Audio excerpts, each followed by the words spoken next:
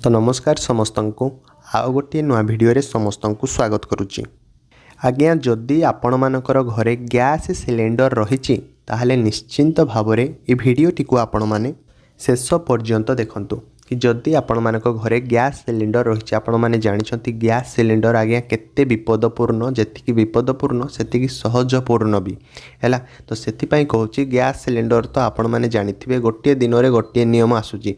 आमे जदि घरे हमर गैस सिलेंडर अछि कोन पई से नियम गुडी को आमे न मानिबा हैला।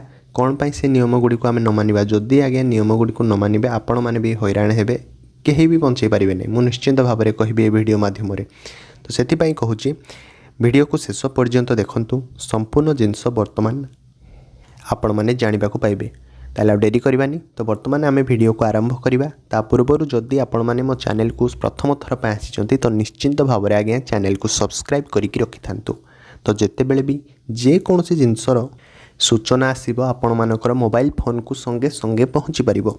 तो देखंतु वर्तमान ये जगह को जगह जो जगह मु राइट मारिली से जगह को आपण माने भल भाव में देखंतु कि से कौन कहूची ना। प्रथमे से आपण मानकु जणै दउची कि आपण घरे एलपीजी सिलेंडर रे अग्निकांडर अनेक घटना शुणिथिबे निश्चय। तो गैस लीक एवं शॉर्ट सर्किट साधारणतः घटना गुड़िकर मुख्य कारण अटे। तथापि एपरी एक अन्य एक कारण मध्य अछि जहाकु लोकमाने साधारणतः ध्यान दियंती नहीं एवं एक बड़ बड़ दुर्घटनार मध्य शिकार होती।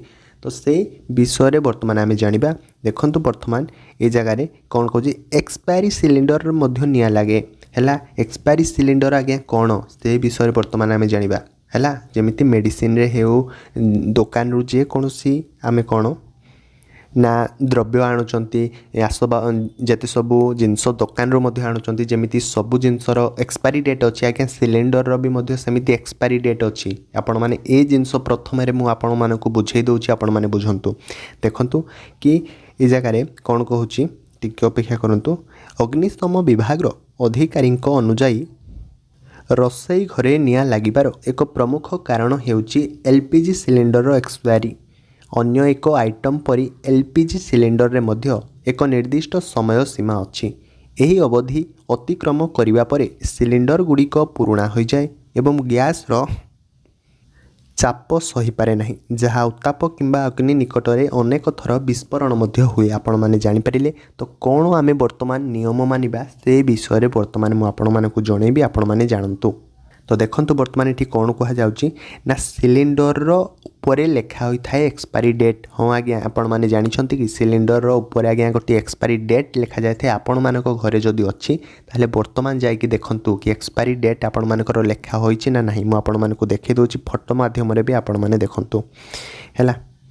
देखंतु से कौन कहूँ जदि आपण चाहूनाहांती जे आपणकर परिवार रे केही एक प्रकार असुविधा भोगंतु तेबे विक्रेता ठारू एलपीजी सिलेंडर नेबा बेले निश्चिंत भाव में एक्सपायरी तारीख आज्ञा जांच करंतु।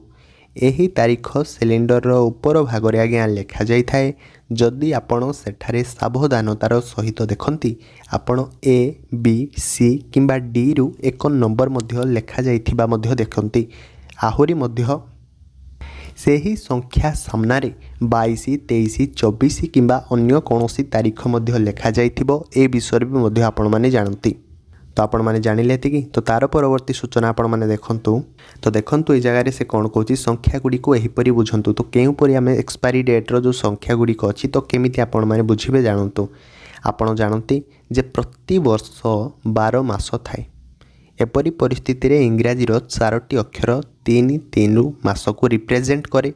उदाहरण स्वरूप जनवरी, फेब्रुआरी और मार्च मास पई ए अक्षर आज्ञा व्यवहृत हुए।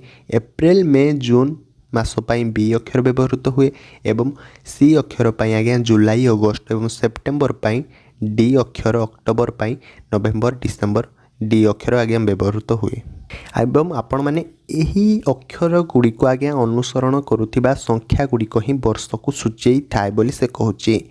देखंतु उदाहरण स्वरूप जदि आपणकर सिलेंडर रे B.24 लेखा होईची तेबे यार अर्थ हेउची आपणकर सिलेंडर रो समाप्ति तारीख हेउची जून 2024 एवं अन्य पटे जदि यह C26 बा 26 तेबे यार अर्थ हेउची जे आपण मानकर सिलिंडर सेप्टेम्बर 2026 पर्यंत चली पारिबो। एहा परे एहाकू बदलाइबा उचित अटे।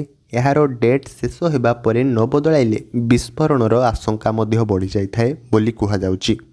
तो देखो ये जगह आपण मैंने एति जानले ये जगह देखो कि सिलिंडर जीवन आज्ञा 15 वर्ष थाए सिलिंडर है लाइफ टाइम आवश्यक होची 15 वर्ष। देखो कि आपण को कहीदेचु जे घरे व्यवहृत जेकोसी एलपीजी सिलिंडर सर्वाधिक जीवन होउची आज्ञा 15 वर्ष। यही अवधि मध्य गैस कंपनी गुड़िक से सिलिंडर को 2 थर परीक्षा करी क्षमता मध्य जांच करती। प्रथमे परीक्षा 5 वर्ष समाप्त होगा परे एवं द्वितीय परीक्षा 10 वर्ष पर ही आज्ञा करा जाए। यही परीक्षण विवरणी आपणक सिलिंडर उपरे मध्य लिखा जाई थाए।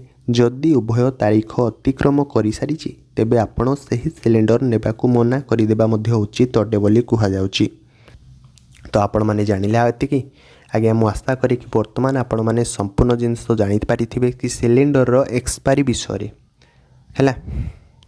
तो जदि भी किसी जिनस वर्तमान बुझीपारे वीडियो को आज्ञा आउ थे देखा को अनुरोध करी। यहाँ आज्ञा आपण मानकर जीवन उपर कथा।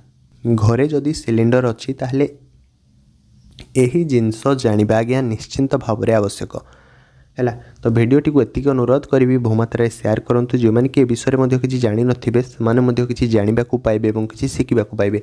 तो चैनल टी को आज्ञा निश्चिंत भाव में कहि सब्सक्राइब करके रखि था। तो जितेबले भी आज्ञा जेकोसी गुरुत्वपूर्ण जिनस गवर्नमेंट योजना गुड़िक है सूचना आसला ताहले आपण मानकर मोबाइल फोन को संगे संगे पहुँची पारिबो जदि आपण माने चैनल को सब्सक्राइब करिथिबे।